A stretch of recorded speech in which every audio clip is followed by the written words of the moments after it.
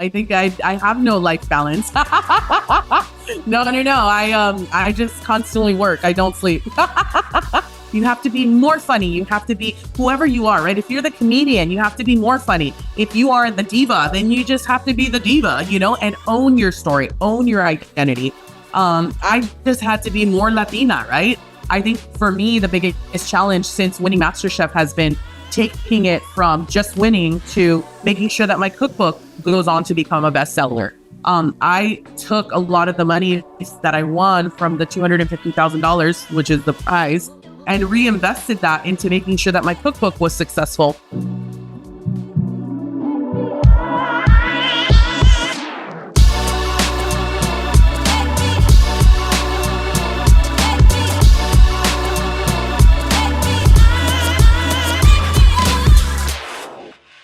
So for those, if there are any people that don't know you, would you mind introducing yourself, please?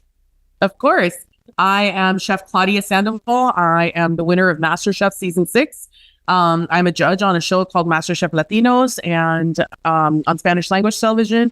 I am the host of La Mesa Mexa on Bite Originals with Fox and Gordon Ramsay Productions, which is a digital network. And I'm an executive producer, host, chef, private chef, consultant, all the things. Okay, tell me your secret. Did you clone yourself to be able to do that? Or what is the secret to your work-life balance? No, I think I have no life balance.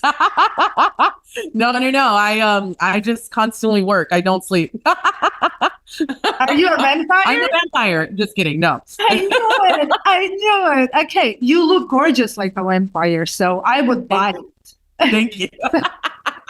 Okay, so what inspired you to join the culinary world? I think like my grandmother and my aunts, like I grew up in a family of cocineras tradicionales, which are just, cooks essentially. My grandmother and my tias all had like essentially what is known in Mexico as cenadurias. They would have like they would essentially open up their home, and in their dining room, they would host people from the pueblos and people who lived nearby, and they would cook for everyone. And they would sell like a plate of dinner, so it was kind of like cooking for your family, but then it's a like, big extended family. And so it was kind of cool growing up that way, because then those same aunts and grandma, they moved north to Tijuana, where I currently live right now. And they opened up like little restaurants inside of the mercados. And that's how they continue to share their food. So really, I come from kind of this, act of service to people where, we're kind of obviously always trying to feed and nourish people. So yeah, probably from them. And then my mom married my dad when I was 7 years old. The person who's my stepdad, who I obviously call my dad, he worked in the culinary world also for about 17 years. And so learned the kind of more Americanized brigade system and style of cooking from him. Wow. Okay. That's a beautiful story. So yeah, let's go to first MasterChef and how did it affect or change your life? And then also, what would be your tips for people who want to apply for MasterChef or any other cooking competition, since you're a judge as well? How much time do you have? No, I'm joking. I mean, obviously, listen, winning a competition like MasterChef, I think is for obvious reasons, a big deal, obviously. However, I think because there's somebody that wins every year, you really have 1 year to make a very big, it's kind of like, winning a beauty pageant or winning, the World Cup or something, right? Like, because every year there's a new one, right? And things like that. So I think like it's really important to kind of mention that, because as great of a platform or a jumping off point it is, it also has so much to do with what you do with it, right? And how you're able to maximize, that win, and how you're able to capitalize on that. I think for me, the biggest challenge since winning MasterChef has been taking it from just winning to making sure that my cookbook goes on to become a bestseller. I took a lot of the money that I won from the $250,000, which is the prize, and reinvested that into making sure that my cookbook was successful, into funding my own book tour so that I could meet my fans throughout the country. And I think things like that, when you're willing to invest in yourself and willing to invest in what you believe in, I think that continues to grow. I think if you asked about how what I would recommend for people, I think, it's really hard because a competition like MasterChef is very much about knowing your food and knowing what you do, and also knowing your identity and knowing your story. At the end of the day, this is television, right? The people who are going to get you on those shows, they're producers. They want that story. They want you to have, they want to know who are you, right? And so I think getting your 10-second elevator pitch is really important, right? Who are you? At that point, I was a single mom who lived in a 1-bedroom apartment and shared a bed with her 9-year-old daughter, and who was just trying to make a name for myself. And I wanted to be the first Latina to ever win MasterChef. And when you say something like that, you give them the story. You essentially sell them that story. And so I think it's really important that people that want to go after a competition like this realize and never forget, this is TV, right?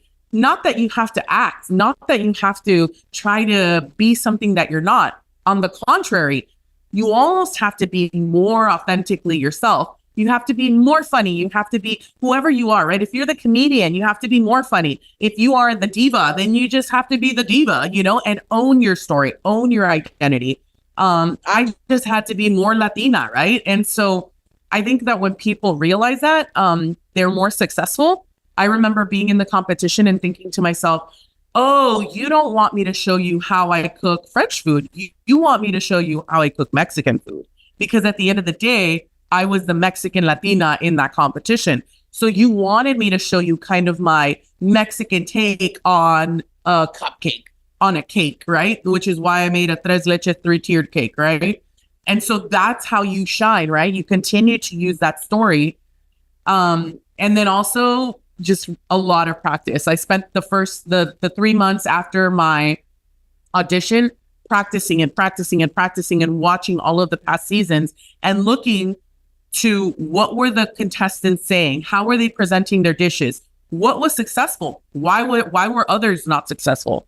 And you start to pick up consistencies, things that Gordon Ramsay likes, how he likes things plated, what he doesn't like, what is a composed plate. You start to learn all of these things by studying. And at the end of the day, I was a very good student.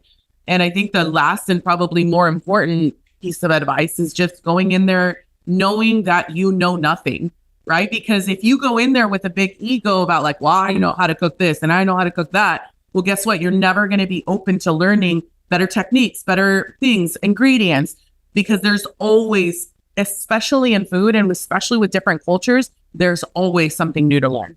Because as I'm speaking with these young people, their biggest dream is becoming a celebrity chef like you. But they do not understand that this is something that all the celebrity chefs have told me. Even being a celebrity chef doesn't come overnight. It's building your brand, your identity, who you are, and all of those things. So let's reflect a little bit on that. You said you're a producer, you're a host, and you also have a big social media presence. So how do you manage to not lose yourself in all of those, spheres? And then how important is your presence on social media? I think that the lie is in saying that you don't get lost. Okay. I think that's false. I think it is very real and very human to get lost. I think so many people think that they want to be a celebrity until they are. Mm-hmm. I hear it all the time where it's stop complaining about that. You chose this life. You wanted to be on television. You wanted to lose your privacy. You will, I think it is really hard to explain. And I think that is the problem, right? So many times, so many celebrities, not just in the culinary world, all over the world, lose so much of their privacy and lose so much of themselves because the public thinks that because you chose to be a celebrity, you have no right to any privacy or any humanity. I have had to file restraining orders on people. I have had people pull on my daughter, show up to my daughter's school, things that are very scary, all because of those people that think that because you are a public figure, they have access to your life. One of the reasons why I went from this bright red hair that everyone knows me for to this kind of blonder hair is because I wanted to have a little bit more privacy. And so I guess like my big caution for anyone that wants to think I want to be a celebrity, it's you don't know what you don't know, right? And it looks like it is so easy. You go on TV, you talk in front of a camera, and you cook a little bit, and voila, you're somehow a celebrity. It's a lot more than that. And I think that it's so important that people know that. For example, as a single mom, I had to leave my daughter for 3 to 6 months on end whenever we would film MasterChef Latinos. That's 3 to 6 months that I didn't see my child. That's 3 to 6 months that I didn't see my family. I didn't see my pets. I didn't have the time or opportunity to fly home, for them to fly in. And that is a lot of sacrifice to lose from your family and all these things. So I know that that wasn't really the question, but I just really wanted to provide a little bit of reality in that, because I think so often people idolize this kind of celebrity lifestyle when they have no idea how much of a sacrifice it is. I can't go to a store without being recognized. It makes it embarrassing to be shopping for things. Like, I remember being embarrassed when people would want to take a picture with me in front of the female products aisle and just being like, what is happening, And so my point in sharing that is sometimes you don't know what you don't know. And there is a lot of very exciting things and very cool things that happen because you are a celebrity. But on the flip side of that, there's also a lot of not so cool things. And then on the flip side of that, I think back kind of more to your question, I don't know. I don't even know where to start. I mean, there's just so much on this topic that I think we could really talk about.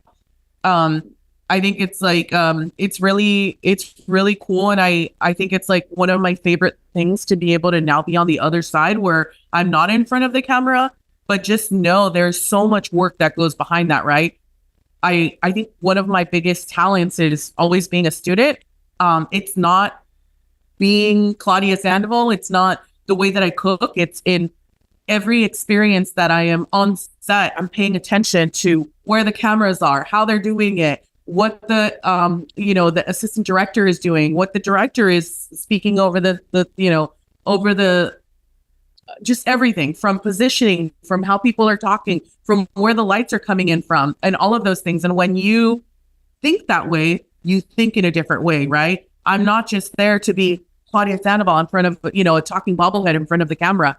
It's really more about learning about everything and getting to know everyone, from the person that is cleaning up all the dishes from the station to the person that's setting up the lights. I mean, I have friends now who were on MasterChef on my season when I won, who are part of the sound team, who are part of the lighting team. I still know my director. I still know my assistant director, my executive producers. I still keep in touch with all of them. And that has to do with building relationships and having respect for their jobs. And I think a lot of my success has been because of those relationships. When you treat people kind, no matter where you come from, you never know, especially in the TV world, who you're going to, who the next person is going to be, right? For example, one of the people that was a story producer is now a casting producer for another show, and ended up casting me for that show because they just loved me. And so I think that is probably another big piece of advice, is always treat people with the kindness that they deserve and respect, and the respect, because you never know who they're going to be working for next and if they could hire you for another job. But how would you approach mentorship? How important was it for you? Did you have any significant mentors? And what would you advise to the younger generations, how to get their mentors? I think a couple of things are really true and important. Mentorship is so to start, I have had a lot of mentors in my life. I was part of an organization in San Diego called Mana de San Diego. Mana is like shortened version of hermana, which means sister. And so Mana would essentially connect like students in high school with people in the career or field that were already established so that we could get kind of that direct connection to someone in that field and therefore help you get the jobs and get the experience and get some of those questions that are so important answered. But I think like where I also feel like things change too is kind of like going back to what I just talked about with taking every opportunity to learn. Somebody doesn't have to be your formal mentor where you have a conversation with them and you ask them questions and you bounce things off of them in order for them to mentor you, right? The perfect example is Gordon Ramsay, right? There is enough out there, right? To know a lot about Gordon and how he sees life, and how he sees work, and even the stuff that he posts and to take lessons from people.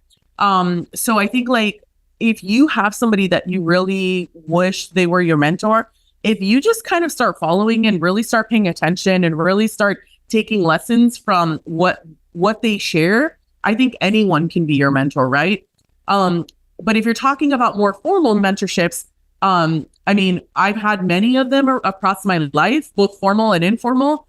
And I think, going back to it, I think really it's about what you want to learn and what you want to take away, from work ethic to like, to how they carry their businesses, how they carry their life, how much they diversify their work. I mean, this is one of the things that I feel like learned from Gordon, right? Gordon has restaurants, he has TV shows, he does consulting, he has a production company, and on and on and on and on, right? And granted, he has a lot of people that work for him, but he has diversified his work. He doesn't just cook as a chef at a restaurant.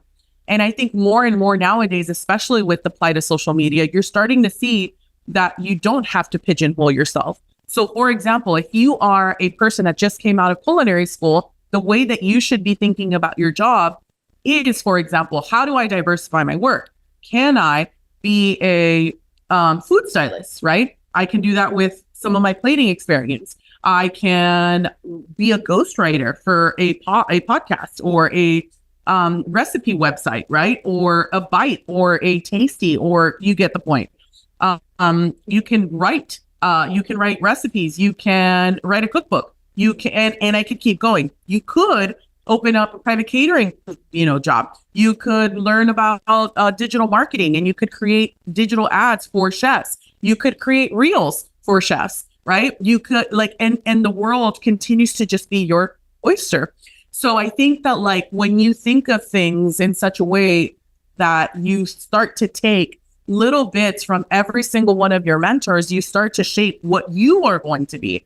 But when you don't pigeon yourself to just one job, that is false nowadays. Nowadays, you have to be a social media person. You have to be a digital marketer. You have to be all of these things in order to make your job. Or for example, now a lot of people are celebrities, right? Or influencers or whatever. But that happens based on creating that brand, posting, creating content that people want to share, and all of those things. And many celebrity chefs that are on TV aren't good at digital marketing. Many digital marketers aren't good on TV. Those things do not translate because those are different sets of skills. So I think it's really important for everyone that's probably listening to this. I think if you're thinking about how to create your job or to how to find spaces, I think the better idea is to how diversify those spaces so that you are, a master of so many things, right? Or what do they say? A jack of all trades.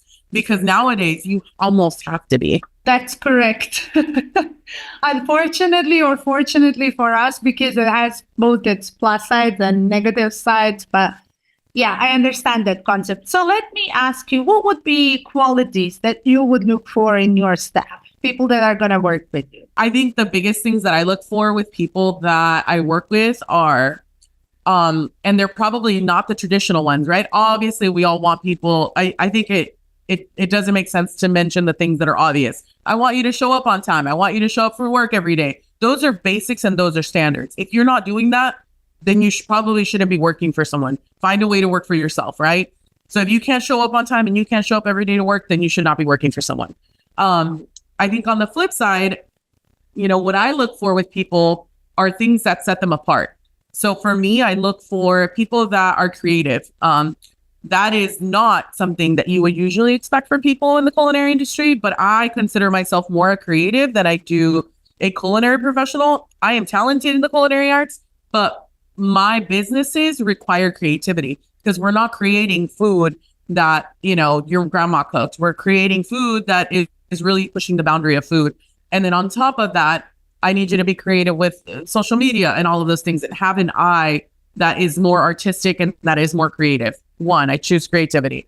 Number two, I look for people who are proactive. And the word isn't proactive because it really isn't. And let me explain. I almost want you to be able to anticipate my needs. And that is a very special skill set. So it's almost intuition, but it's not proactivity. I don't know how to explain it. There is no one word for it because it is a true skill that needs to be developed. And essentially, it is somebody that pays attention to what is going on, pays attention to what the needs are going to be, and then find solutions for things that could be. So, for example, I am going to do a dinner service. It is a dinner service for 6 people. We are packing up everything that we need to take for a dinner service for 6 people. But your anticipation is, okay, there are 6 people that are going to be eating there, but there most likely will be somebody that is the house person, or there is most likely somebody that's going to be the person that's helping us wash the dishes, or maybe there is a driver. So maybe we should consider taking 2 or 3 extra plates just in case somebody shows up with an extra person, or just in case there's a driver or someone that we need to feed in addition to. That type of forward thinking, that type of proactivity is something that sets people apart and that creates a better touch point experience for your guests, always. And so another example, if I'm in the middle of plating and you see me struggling, right, trying to take something off of, right, and you come over and you grab it and you hand me a different spatula that's going to make it easier for me, you have now anticipated my needs. You have now created a solution. And that solutions type focus is something that I look for in my team. And when I see that, I'm just like, that is the type of person I want working for me.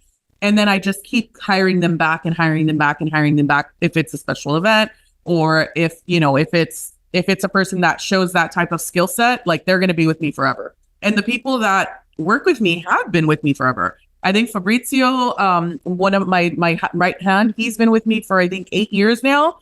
And Ceci, my second assistant, who's like my executive sous, she's been with me for 7 years. And then Tilly, who's my executive pastry chef, she's been with me for 6 years. So yeah, like the people that are just that way and that are that focused, like they stay with me, And then whenever we find someone that's like really great, when we're like, we need your number, we need to make sure you're here, we can't wait, we're bringing you back, all of this stuff. And then we take them to really big events like Disney and all of these things, and they're my team, How would you say it's your leadership style? Well, I think I am very traditional in the sense that, like, I'm not necessarily as mean as Gordon Ramsay.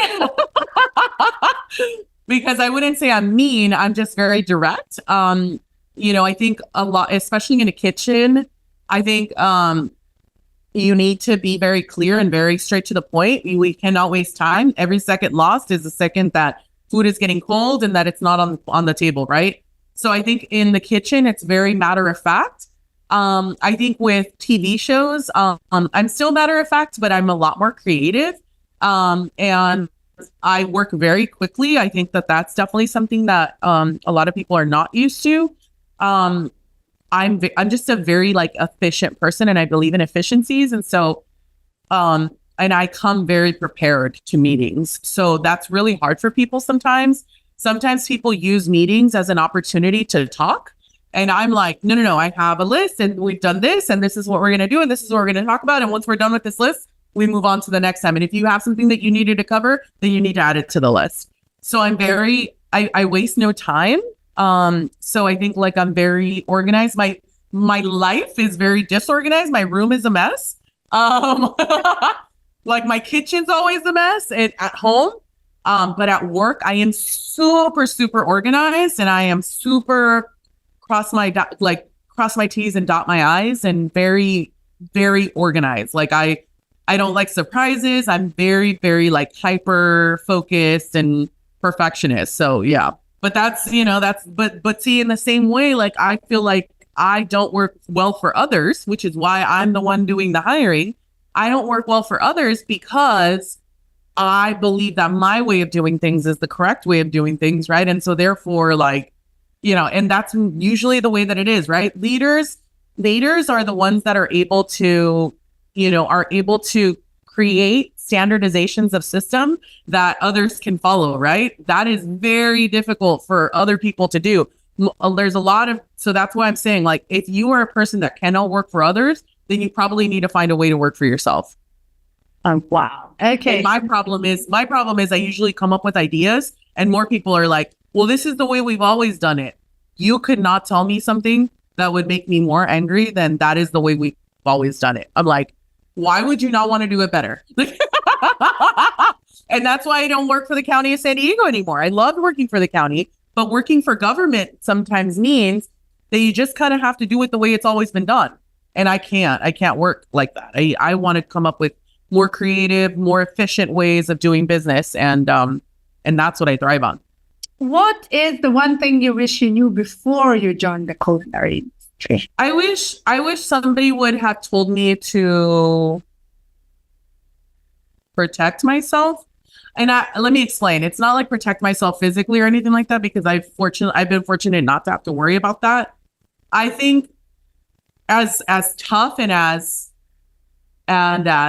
ruthless as I can be sometimes, I'm also the type of person that gives a lot. Like I create a lot of opportunities for a lot of other people. And on the top of that, I am just one of those people that believes in rising tides lift all boats. And I don't believe that you are like, I'm not envious. And so I am very much like, if you're my friend, right? Like, for example, you, right? Anana, like you're like, oh, I'm doing this thing and I'm now selling, I don't know, cupcakes out of my house. Then I'll post about you, right? And I'll be like, my friend's now selling cupcakes. And oh my gosh, my friend, blah, blah, blah, is opening up their restaurant. Oh my gosh, my friend's opened up a cafe. Go try them. I am always that person. I've always been that person. Like I've always been the person that supports other small businesses and other people who are doing cool stuff. And especially like my quote unquote friends. It was really sad for me to then try to open up my own place, and none of the same people who I had posted about supported anything that I did, reposted anything. And so that hurt me like at a core level, like as a human, just because I was like, so like, I guess like my point is like, just protect your heart and like, just make sure that I think there's a lot of egotistical people in this industry, right? It's a very ego-driven world. And if you are the type of person who does not believe in kind of that dog eat dog mentality, you will be hurt, right? So like, I think it's really important to also remember the nature of a lot of this work is that there are going to be people who always think that they are better than everyone else, right? There's just the ego of the chef. And they say like, if you're not, like as somebody told me the other day, like, and I was just like, that's false. They were like, if you don't have an ego, then you're not a chef. And I'm like, well, I think that that's false. And I think that the narrative is starting to change. And this kind of very like, chef world is starting to change in the way that like, we're not going to be treating our employees poorly. We're not going to be throwing things at our employees. Well, we're going to protect against sexual harassment. And I'm so grateful that those changes are being made, because those toxic work environments are not fruitful for anyone. But I think the last part of that kind of toxicity in the kitchen also has to do with chefs' egos. And I think that it's false. And so my point in sharing that is the thing that I wish somebody would have told me is like, just protect yourself, because people in this industry sometimes can be ruthless and you will think that it's you, and it's not. Like, it's not you. Like, they're just mean. There's no other word for it. They're just mean, and they don't care, and they care about themselves, and they're egocentric and they're selfish and they're all of these things. And not everyone deserves your support, So that was kind of like a sad thing to realize. Because I think like I would love to think that this is that this is a field, if you will, that is going to support me, is going to lift me up in the same way that I lift up others. And that's just not true. But that's just not true for life either, right? You can be the nicest to every single person around you. And guess what? There's always going to be a mean person out there that's just angry with their life, right? Or that isn't happy with their success and that is going to compare themselves to others. And I think like, just remember that. Just protect yourself. Don't think that everybody out there is going to be your friend. I wish I was your friend when you started out. I would have promoted you. I hate this injustice. It's just something that makes me so sad. Yeah, in the same way, it made me super sad, And it's like, I don't like that part of our business, but I think it's also super important to talk about it. Because if we don't talk about it, then nobody can fix it and nobody can see it for what it is. And if nobody calls it out for what it is, then nothing's going to change. So I think like being vulnerable and sharing like, hey, nobody supported me. Some of the people that I would have expected didn't. That's true. That's real. And that's vulnerable for me to share. But at the end of the day, it's also, if I can prevent one person from hurting less, then I've done my job. You know what I mean? Exactly. If you improve one person's life, you've done your mission on this earth. Like anything else, any achievement and success and millions and trillions is not important. Yeah. There's so much to learn. And I think, and I think that's the other part too. Like trust your heart. If something doesn't feel right, like just get out of there. You know what I mean? Like if something doesn't feel right, like get out of there. Like just get out of there. If those aren't your people, they're not your people. Move on, that's fine. Because people will try to break down your heart and try to break down your spirit and try to break down your dreams because they don't understand them. That's okay. They don't need to understand them. I've walked away from big production companies, Athana, who did not understand my ideas for shows, So like, I want to change the world. I want to show people Mexican food in a way that's not tacos, burritos, and enchiladas, which is what people always think, right? So how can I do that? The only way that I can do that is by showing true, authentic Mexican food. And not everybody is going to want to listen. And all of these big organizations, sometimes they don't want to listen. That's fine. They're not my people. I don't need to work with them. I can go somewhere else. And guess what? I ended up selling it to Discovery, right? So things like that are so important, right? Like stand your ground. Don't let them beat you down, Bad things happen to good people. And it's also something that we have to accept in life in general. Okay. Yep. Amazing. So we kind of covered all of those things. And you mentioned a lot about the toxicity of those workplaces. I know that a big struggle for the community is mental health. So do you have also physical, obviously, do you have any tips how to stay sane and how to stay healthy as well? I think like creating sanctuary spaces. Like I'm really weird about my home. And the word is not weird. I'm very protective of my space. I don't allow everyone to come to my house. I rather like schedule things outside of my house or at my family's house or other things because I protect my home in a very like, this is my sanctuary. Very like I have like this feeling when I come home where I'm like, I'm safe here. It's my little cocoon, And I think that cultivating a safe space and a sanctuary for yourself is so important, whether you're a dude and you're like, it's my man cave and it's like where I can play my video games, or as a female, if you're like, this is where like I can do my yoga, or this is where I can do my breath work, or whether I can do my meditation, or whoever you are, whatever you like to do, whatever speaks to your heart, whether that's reading, whether that's cooking, whether that's whatever, I think creating those sanctuary spaces for you are so important.